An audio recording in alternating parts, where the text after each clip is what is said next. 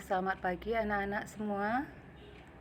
Bagaimana kabar kalian pagi hari ini? Mudah-mudahan semua dalam keadaan sehat ya. Hari ini kita belajar matematika. Nah, sebelum kita belajar, sebaiknya kita sama-sama berdoa supaya pembelajaran yang kita laksanakan pada hari ini berjalan dengan lancar. Nah, Ibu akan pimpin kalian berdoa dari sini ya. Mari kita berdoa sama-sama. Berdoa mulai. Berdoa selesai. Nah, baiklah anak-anak, pagi hari ini kita akan belajar tentang sistem koordinat Kartesius.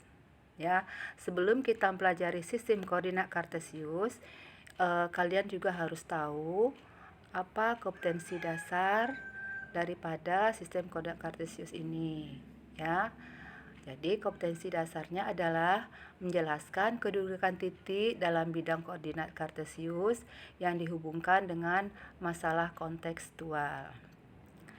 Nah, adapun tujuan pembelajaran kita pada hari ini adalah Ibu berharap kalian dapat menggunakan koordinat Kartesius untuk menentukan posisi titik terhadap sumbu X dan sumbu Y, dan kalian bisa menentukan posisi titik terhadap titik asal 0,0 dan titik tertentu A, B. Nah, untuk perkenalannya kita mulai dengan apa itu sistem koordinat. Ya, sistem koordinat adalah suatu cara ataupun metode untuk menentukan letak suatu titik dalam suatu grafik. Ya, jadi sistem koordinat adalah suatu cara atau metode untuk menentukan letak suatu titik di dalam suatu grafik. Nah, pada sistem koordinat Kartesius terdapat dua buah garis berpotongan tegak lurus. Nah, yang mana garis berpotongan tegak lurus? Ya, misalnya ini. Ya. Ini dua buah garis. Ya. Ada garis yang mendatar dan ada garis yang tegak. Ya, ada dua buah garis yang mendatar dan tegak. Mereka saling tegak lurus. Ya, ini yang mendatar, ini yang tegak lurus. Ya, bisa dipahami?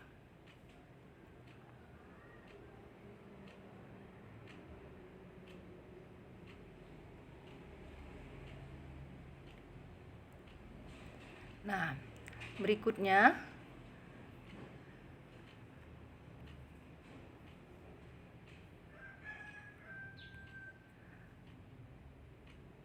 garis yang mendatar disebut dengan sumbu X dan garis yang tegak lurus dinamakan dengan sumbu Y. Mana yang tegak lurus? Nah, misalnya ini. Ya. Ini garis yang mendatar namakan dengan sumbu X dan garis yang tegak dinamakan dengan sumbu Y. Bisa dipahami anak-anak? Ya, kita lanjutkan.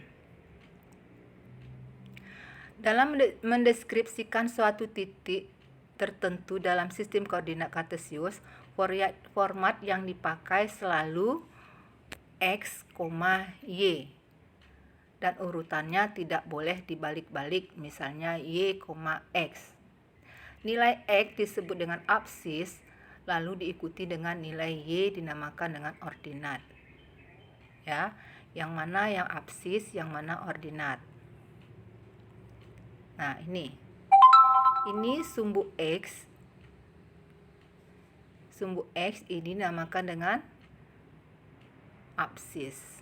Sumbu Y dinamakan dengan ordinat.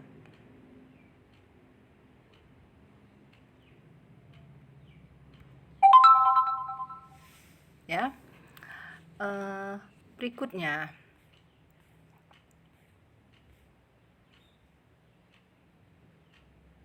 Ya. Dalam bidang koordinat terdapat 4 buah kuadran.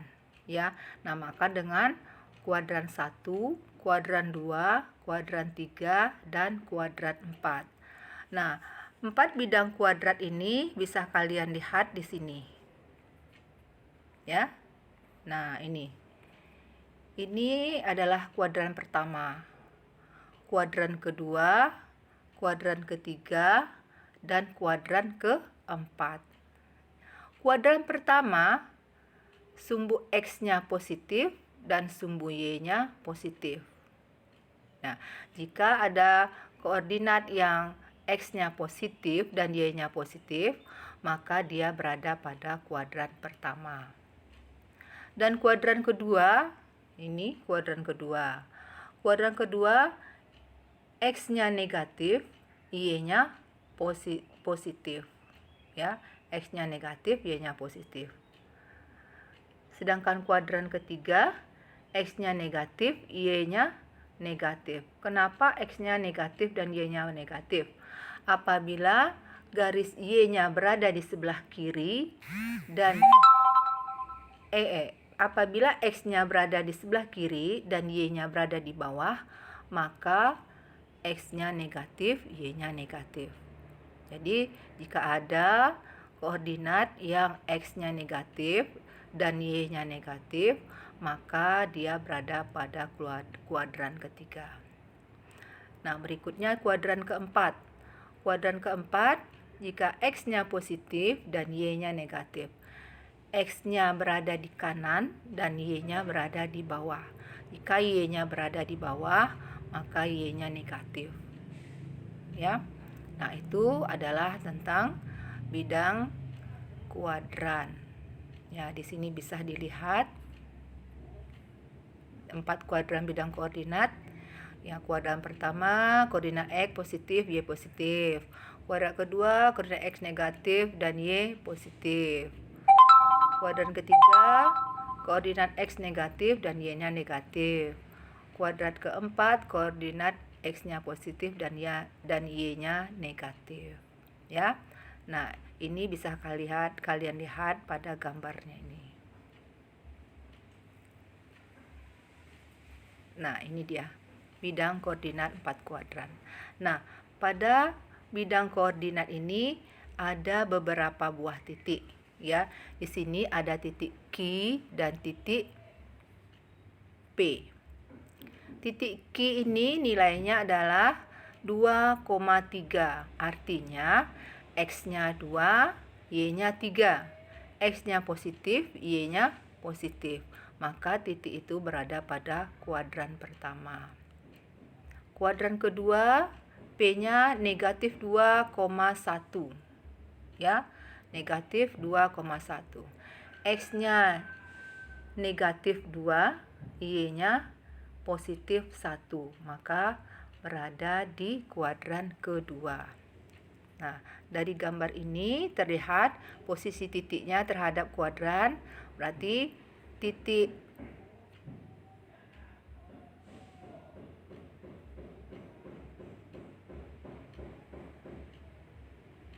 Q berada pada kuadran pertama dan titik P berada pada kuadran kedua. Nah, sekarang kita masuk posisi titik terhadap sumbu X dan sumbu Y. Nah, kalian perhatikan di sini. Pada bidang koordinat terdapat beberapa titik, ya. Ada titik A, titik B, C, D, E, F, G, dan H. Ya. Kalian bisa lihat di sini. Nah, sekarang coba kalian perhatikan bagaimana posisi titik ini terhadap sumbu X. Misalnya titik B. Ya, perhatikan ini titik B. Ya. Titik B ini jaraknya terhadap sumbu X, ya, jaraknya terhadap sumbu X. Ini sumbu X, jaraknya 1, 2, 3, 4, 5. Dan terhadap sumbu Y 1, 2, 3, 4, 5. Ya. Jadi ini jaraknya 5.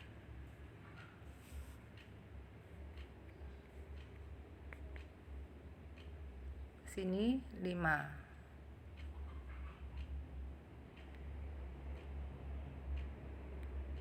Ya.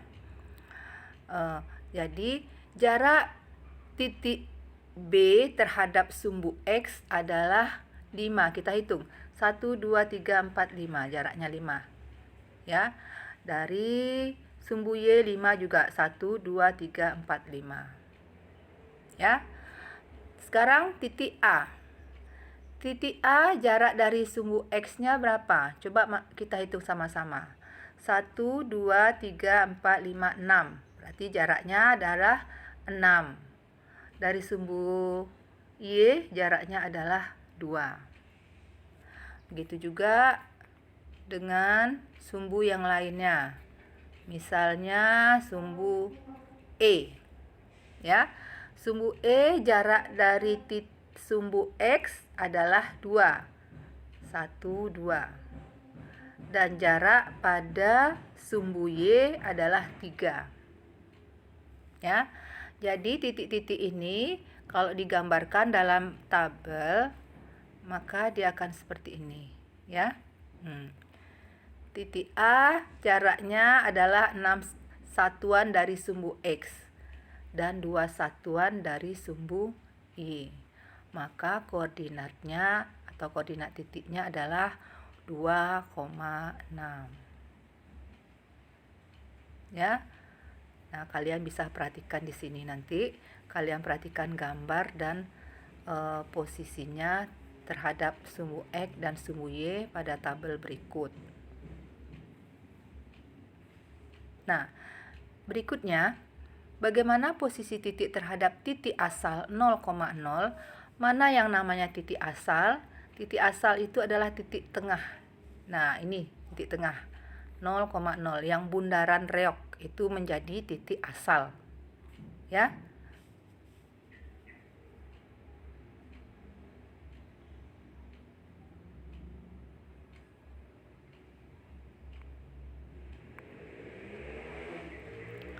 Pindahkan ke titik asal. Nah, coba perhatikan sekarang. Bagaimana jarak rumah Sita terhadap bundaran reok?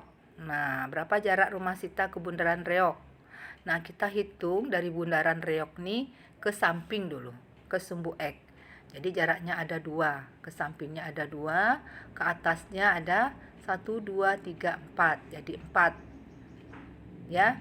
Jadi jaraknya adalah 2,4. Nah, ini dia. 2 satuan ke kanan, 4 satuan ke atas. Ya. Nah, 2 satuan ke kanan, 4 satuan ke atas. Nah, bagaimana jarak rumah Doni terhadap bundaran reok? Nah, nih jarak rumah Doni. Kita mulai dulu ke kanan, ya. 2 ke kanan. 1, 2. Ke bawah 2. Jadi jarak rumah Doni dari bundaran reok adalah 2 ke kanan dan 2 ke bawah. Maka koordinatnya adalah 2, min 2. Karena ke kanan positif, ke bawah negatif. Jadi 2, negatif 2. Bisa dipahami anak-anak? Nah, sekarang coba lagi. Rumah Tono dengan bundaran reok. Ya, kita ke kiri dulu. Ke kirinya ada 1, ke atas ada 2. Jadi jaraknya 1 ke kiri, 2 ke atas. Kalau ke kiri dia negatif, kalau ke atas dia positif. Jadinya negatif 1,2. Ya, jadi kalian bisa pelajari nanti. Lihat di sini contohnya. Nah, bagaimana dengan posisi tempat tertentu? Nah, posisi tempat tertentu. Di sini Ibu jelaskan jarak rumah Doni terhadap rumah sakit. Nah, jarak rumah Doni terhadap rumah sakit. Perhatikan di sini tadi. Nah, rumah sakitnya sebagai titik 0,0. Ya, rumah sakitnya yang menjadi patokan. Jadi titik pusat. Ya, jadi jarak rumah sakit ke rumah Doni berapa? Kita hitung dulu ke kanan. 1, 2, 3, 4. 4 ke kanan, 1, 2, 3, 4, 5. 6 ke bawah. Ya. 4 ke kanan, 1, 2, 3, 4, 5, 6 ke bawah. Nah, coba rumah sakit dengan rumah Doni. Nah,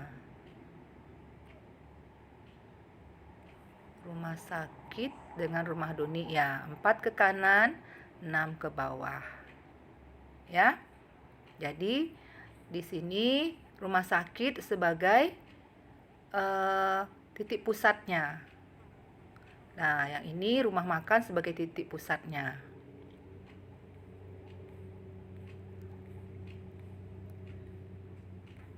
Nah, kalau rumah makan sebagai titik pusatnya atau titik tertentunya, jarak rumah makan ke rumah Sita.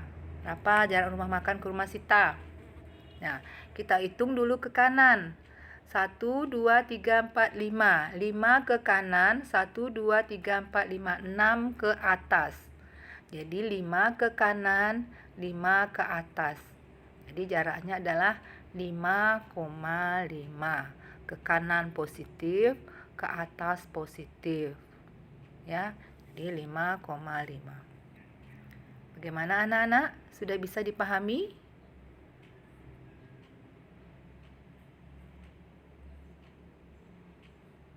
Nah, ini.